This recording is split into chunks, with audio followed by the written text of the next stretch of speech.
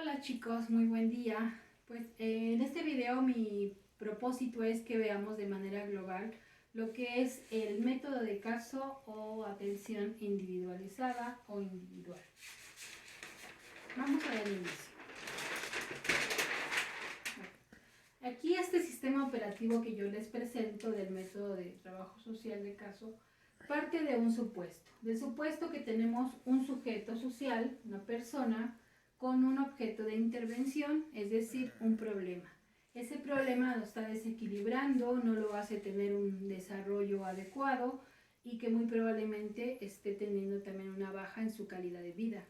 Entonces lo que pretendemos nosotros es que esa persona se desarrolle y pues tenga un avance y su persona o su ser, ¿verdad?, esté más pleno en el sentido de su desarrollo personal, familiar y social. Muchas veces nosotros lo inducimos para que lo realice a través de sensibilización y motivación constante en nuestro trabajo del manejo. Y esa persona deberá tomar una decisión hacia la resolución de su problema. Recuerden que nosotros les damos herramientas, un panorama, un abanico de posibilidades, pero finalmente quien toma una decisión es nuestro sujeto.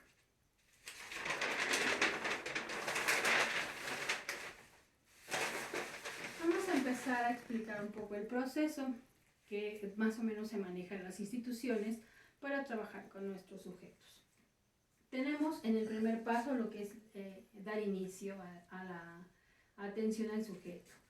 Regularmente el sujeto social, la persona, solicita la ayuda a través de las diferentes instituciones. Él acude al IMSS, al ISSSTE, al DIF o a otra institución donde se atienden necesidades de tipo social.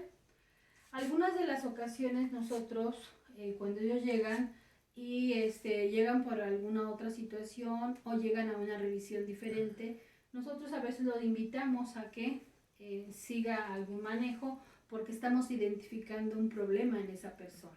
Entonces nosotros a veces también tomamos la iniciativa para que esa persona resuelva su problema o necesidad.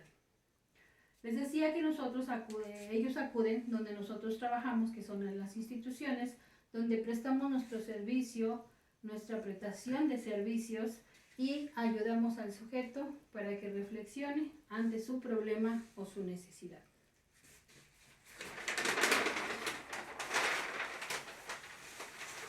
En el segundo momento tenemos que el sujeto nos va a exponer su problema. Obviamente aquí estaríamos hablando de un proceso de investigación ya, pero esa persona va a exponer su problema o lo que piensa que es su problema. En ocasiones las personas van con una idea de un problema, pero finalmente no lo ubican, están saturados, están preocupados por esa situación que de momento les agobia. Sin embargo, a veces traen muchos problemas encadenados o que se derivan del que el primer momento que ella piensa en el problema de qué le voy a decir a mis papás, cómo les voy a decir que estoy embarazada, y en realidad vienen una serie de problemas que es el propio embarazo, cómo lo va a llevar a cabo, si es de riesgo, quién va a mantener al bebé, si tiene el apoyo de la pareja. Entonces, de ahí se derivan muchos problemas y eso es lo que hay que esclarecer con el sujeto. Siempre acuérdense que debemos de garantizar uno de los principios básicos que nosotros manejamos, que es garantizar el secreto profesional. Siempre esa reserva de la confidencialidad es muy importante de todo lo que nos ofrezca el sujeto de información. Siempre debemos de estar mostrando interés de lo que él nos diga. Aquí en el sujeto, cuando nosotros lo trabajamos, el trabajador social toma información de esa persona de todo tipo. Ya saben que iniciamos con los datos básicos para hacer, por ejemplo, la presentación de nuestro instrumento que le llamamos ficha de identificación o ficha previa. Entonces tomamos información, vamos a iniciar la apertura de lo que le llamamos en nuestro estudio social, o les decía yo por ahí en algún momento lo platicamos, también lo que es la apertura del expediente, en donde nosotros vamos a ir acumulando una serie de documentos que le llamamos instrumentos que nosotros hacemos con el sujeto o con la información que nos proporciona el sujeto. pero también ese expediente va a estar en manos de otros profesionales dentro de las instituciones que también estén trabajando con el sujeto en otras áreas. ¿Ok? Tenemos también entonces que las instituciones poseen sus propios instrumentos y eso no se nos debe de olvidar. De acuerdo al campo de acción que tenga el trabajador social dentro de la institución, vamos a trabajar instrumentos muy específicos en el área de la salud, en el área asistencial, en el área penitenciaria, en el área de empleabilidad, en fin. Luego tenemos acá que el trabajador social va a establecer una relación común con el sujeto durante un tiempo determinado. Más adelante viene esta parte. Y les digo, bueno, siempre mostrar interés y garantizar el secreto profesional. Toda esa información debe ser meramente profesional. En el paso 3, por decirlo así, del desarrollo del método de caso para su manejo, se estimula al sujeto, aquí les pongo un foquito, para que piense, para que reflexione su problema, lo analice de tal manera que pueda reconocerlo y que pueda, en dado caso, pues ahora sí que clasificarlo, pero sobre todo que le lleve a tomar una decisión. La toma de decisión ya saben que es del sujeto con todas las herramientas que yo le provee, pero él debe reflexionar sobre su problema y finalmente tomar esa decisión que le va a llevar a solucionarlo o a minimizarlo. También es importante porque hay veces problemas que no se pueden solucionar al 100%, únicamente tenemos la facultad o podemos llegar a minimizarla. ¿Sale? Hay que enfrentar el problema, su problema, y hay que intentar resolverlo con todas las herramientas, les decía yo, tomas de decisiones finalmente, y ellos elegirán esa decisión del abanico de posibilidades que nosotros le aportemos desde el ámbito profesional. En el cuarto momento tenemos que en ocasiones esta situación de hacer entrevistas es para obtener información, como ustedes ya lo saben. O bien se puede también comenzar, nos recomienda un autor ahí, ya podemos iniciar con un tratamiento o con un proceso de orientación. Muchas veces no es necesario llegar hasta la parte del tratamiento o a la parte de ejecución de un plan, que en este ámbito de trabajo social se le llama tratamiento. No es necesario porque a veces es muy obvio lo que podemos hacer de manera anticipada. Entonces yo puedo empezar a darle algunas recomendaciones, yo puedo empezar a darle una información, orientación en el camino del proceso de investigación, porque es pertinente, porque es muy claro el problema y porque así me lo estaba dando de oportunidad el sujeto, ¿sale? Entonces sí podemos hacerlo. No siempre en la primera entrevista se soluciona un problema, eso sería muy bárbaro decirlo, que en una sola entrevista yo voy a solucionar un problema. Tal vez voy a orientar hacia alguna situación o tal vez simplemente voy a canalizarlo porque no es lo que yo pueda atender, pero es imposible que en una sesión nosotros podamos obtener primero toda la información y segundo, pues no vamos a poder tampoco tener un panorama, un contexto completo de la persona. Así es de que siempre va a haber más entrevistas que le llamamos subsecuentes, en donde será necesario que nosotros investiguemos más tanto el sujeto como el problema del sujeto, ¿vale? Entonces es necesario ampliar la información regularmente, esto es de cajón.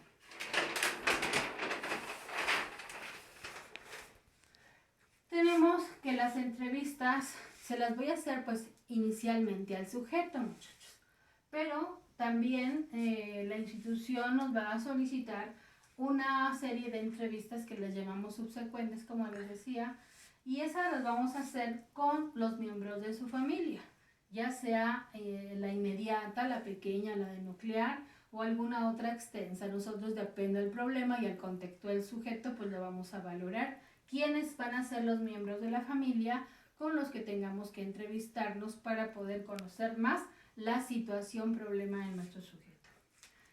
También vamos a hacer entrevistas durante nuestras visitas domiciliarias.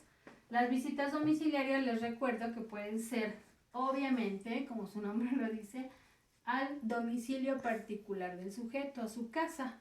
Y ahí tendremos que aplicar entrevistas y también la otra técnica muy importante que le llamo yo la metiche, obviamente la observación para valorar todas las situaciones contextuales dentro del hogar. También las visitas domiciliarias se les denomina así, pero las podemos hacer en el trabajo del sujeto para tener otro panorama diferente de otras personas, es decir, de sus compañeros de trabajo que tendrán una visión diferente del sujeto, muy diferente a la que hayan tenido sus familiares. Entonces podemos trabajar también con la opinión de sus compañeros de trabajo y buscar los medios entonces dispensables o disponibles más bien para toda esa información que yo necesito va a variar de acuerdo a cada uno de los sujetos. Tal vez el sujeto ya es un niño, es un joven que no trabaja, entonces yo cambiaría la otra visita domiciliaria no al trabajo, sino, por ejemplo, a la escuela con sus compañeros de salón, con los amigos que él frecuenta en este espacio, ¿vale? Y va a variar, repito, de acuerdo a cada uno de los sujetos y su contexto. Tenemos también que el trabajador social debe conocer en totalidad el número de casos que esté manejando dentro de la institución, debido o de acuerdo a la demanda que hay en las instituciones, por ejemplo, de salud, que es donde nosotros más trabajamos ampliamente por número de personas o de trabajadores sociales, pues debemos de tener un cuidado muy profundo de cuántos casos estamos manejando y saber con precisión qué seguimiento le estamos dando a cada uno de ellos. Recuerden que nosotros trabajamos instrumentos que nos apoyan para este control, que puede ser un diario de campo o nuestro cuaderno de notas. Entonces siempre hay que saber todos estos casos, hay que saber organizar nuestros archivos, por supuesto, y llevar también agendas de qué día va a ir nuestro sujeto, a qué hora, o nuestros sujetos, ¿verdad? Varios, y a qué hora los estamos citando para poder llevar una agenda totalmente controlada. Tenemos entonces también que en las instituciones nosotros debemos de tomar en cuenta cuando llegamos ya al cierre de nuestro caso. ¿A qué le llamamos cierre? Pues ya a concluir el caso, pero podemos concluirlo no siempre teniendo un resultado final satisfactorio. ¿Qué situaciones se pueden generar? Pues se pueden generar las siguientes. Tú vas a cerrar el caso ya sea porque está resuelto el problema, o sea, ya lo remitiste y esa persona solucionó su problema, a lo mejor total, a lo mejor parcialmente, pero definitivamente ya tuvo una respuesta positiva a todo lo que hemos trabajado. Entonces, esa sería una situación por la que se cierra. Otra puede ser porque se llegó al límite del tiempo o del periodo que te dan en las instituciones para poder manejar los casos. Dependiendo de la demanda, a veces las instituciones te dicen en 3 meses tú manejas el caso y es el periodo único que tú puedes manejarlo. Puede variar obviamente por, les digo, el tipo de institución, el tipo de problema del sujeto y también la colaboración que éste tenga. Porque si está faltando a la cita, si está faltando o no está realmente cooperando para su manejo, pues tenemos que cerrarlo porque no podemos tener todo el tiempo para ellos, desafortunadamente. Luego tenemos también que se puede producir un retiro gradual conforme el sujeto pues vaya solucionando su problema o satisfaciendo su necesidad. Poco a poco le vamos diciendo, ya vamos terminando, ya estamos en un proceso muy adecuado, muy positivo, y si ya lo citabas, por ejemplo, cada semana, lo vas a citar cada 15 días, y después de ahí le puedes decir que concluimos, y así lo vas retirando del manejo.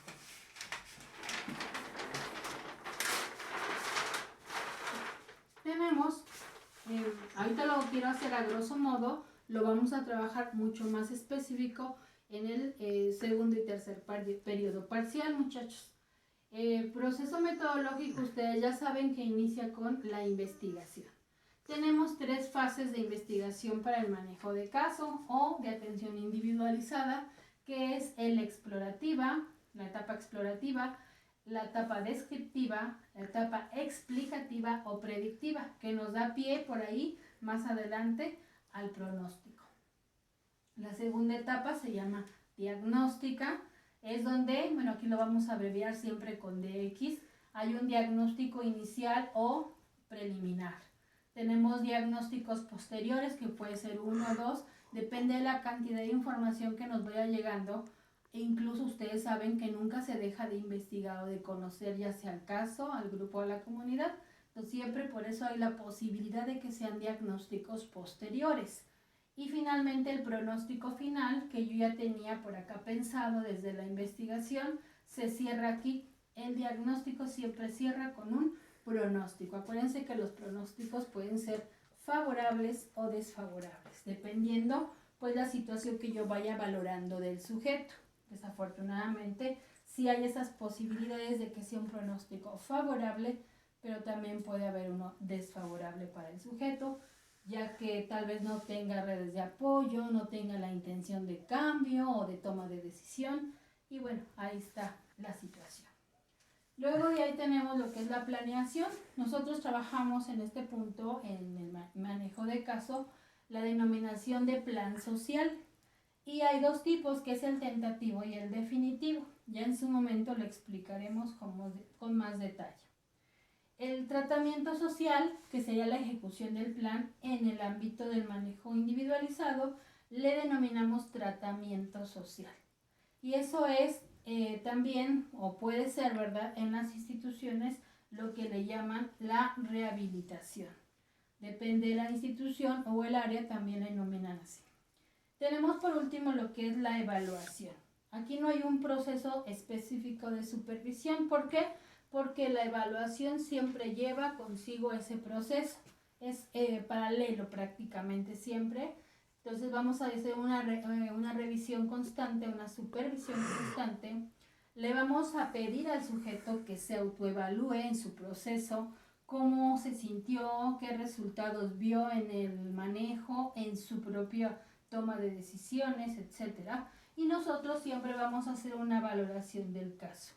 En el sentido del expediente vamos a determinar si hubo una remisión, es decir, si hubo una solución total o parcial de la problemática del sujeto, si le permitió funcionar socialmente y aumentar su calidad de vida, entonces se llama remisión. Pero también podemos hacer una transferencia. Eso significa que yo a lo mejor ya topé con lo que le puedo ayudar y no he logrado más porque detecto que tiene un problema ya más emocional, más funcional en el sentido cognitivo, y tendremos que transmitirlo o transferirlo a lo que es un psicólogo. Y obviamente voy a hacer mi nota de transferencia, lo que le llaman canalización también, y lo va a atender otro profesional. Si yo también ya hice todo lo posible y toma la decisión de hacer una demanda, por ejemplo, pues obviamente quien lo va a seguir tratando o ya manejando ese caso, pues sería el abogado. Entonces en este momento yo termino mi cierre hasta donde yo en lo social puedo intervenir, porque lo va a continuar otro profesional. Tenemos también que hago el cierre de caso porque terminó el periodo de manejo, porque el sujeto a lo mejor ya no quiso ir o se ausentó, porque no está interesado ya en el seguimiento del mismo, y él renuncia al manejo o al tratamiento que le estemos dando, y pues cerramos el caso, ¿sale? Y finalmente, bueno, vamos a poner en el expediente término o fin del caso, y que lo llamamos cierre. Vamos con las cuestiones del papel del trabajador social, actitudinalmente hablando. Estamos en el sentido de las relaciones interpersonales con el sujeto. ¿Cómo deben de ser? Descriptivas, totalmente de orientación al problema, siempre con espontaneidad, siempre trabajar esa calidad de persona, ese don de gente que debemos de tener con las personas para poderlas ayudar, que no se nos vea forzado, que no se nos vea desinteresados, que se nos vea realmente espontáneos en nuestro trabajo. Debemos siempre de trabajar mucho el término que ustedes ya conocen, que es la empatía, que es un sentir del mundo interior y personal del otro como si fuera el de nosotros, vulgarmente conocido como ponerte en los zapatos de la otra persona. Siempre ser muy empáticos y más en este método que es muy cercano con el sujeto. Somos muy cercanos con ellos porque así que vamos a saber todo de él. Entonces sí hay que manejar mucho la empatía, la igualdad en el sentido del manejo de las personas que estemos trabajando. Todas deben de ser sensiblemente iguales para nosotros, que se sienta ese sujeto en igualdad también de nosotros como seres humanos. Ambos somos seres humanos. Yo le voy a dar herramientas, pero él es muy merecedor de ser atendido. Entonces somos iguales como seres humanos y esto va a crear un ambiente mucho más positivo y nos va a ayudar mucho al manejo, ¿sale? Tenemos también entonces que el trabajador social en el manejo individual debe estar siempre en una búsqueda constante en la relación positiva del sujeto con el trabajador social. Si es una búsqueda siempre de una relación profesional, siempre profesional, no pasarnos de los límites, no podemos ser tampoco paternalistas ni dar opciones más a unos que otros, siempre buscar la equidad. Vamos a trabajar siempre respuestas de ambas partes, lo que él sugiera o me pregunte y lo que yo le voy a preguntar me lo proporcione. Entonces vamos a buscar siempre esa búsqueda de respuestas ambivalente de las dos partes, de las dos vías de comunicación. Nosotros debemos de tener lo que es la provisionalidad, es decir, que nosotros debemos de estar siempre proviendo al sujeto de herramientas, de información, de motivación, de sensibilización, y por parte de la institución donde nosotros trabajemos, obviamente, vamos a tener provisionalidad porque le vamos a ofrecer los recursos que la institución tiene para él, ya sea oxígeno, despensas, becas, descuentos, etcétera. Siempre estar dando o ofreciendo al sujeto lo que le podemos dar a través de las instituciones. Tenemos entonces una serie de roles nosotros o funciones que cumplir dentro del trabajo del método de caso, muchachos.